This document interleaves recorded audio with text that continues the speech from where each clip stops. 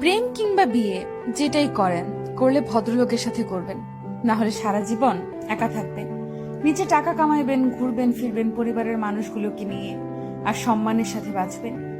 যে মানুষ কথায় কথায় তার মতের অমিল হলে অসম্মানজনক কথা বলা শুরু করে, গালি দেয়, ওইটাই তার আসল চরিত্র।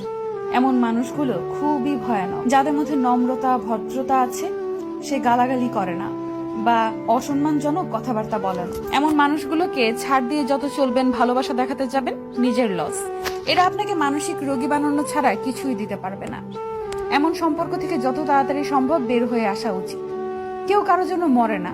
জীবন নষ্ট করার জন্য একজন অযোগ্য লোককে নিজের জীবনে জায়গা দেওয়াই যথেষ্ট।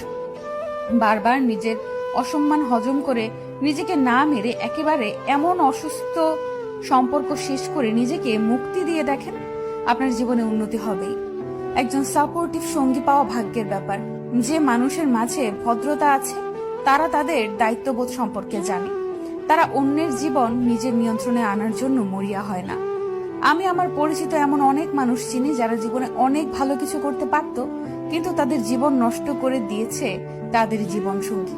আবার এমন অনেক মানুষ দেখেছি যারা জেনে শুনে ভুল মানুষের প্রতি ইমোশনাল হয়ে নিজের ক্ষতি ডেকে আনছে।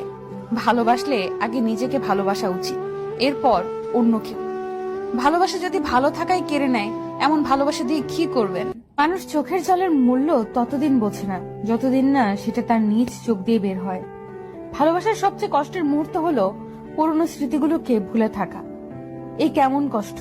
না কাউকে দেখানো যায়, না কাউকে বলা যায়, না শুয়ে থাকা যায়, না ভুলে থাকা যায়, না ফেলে দেওয়া যায়।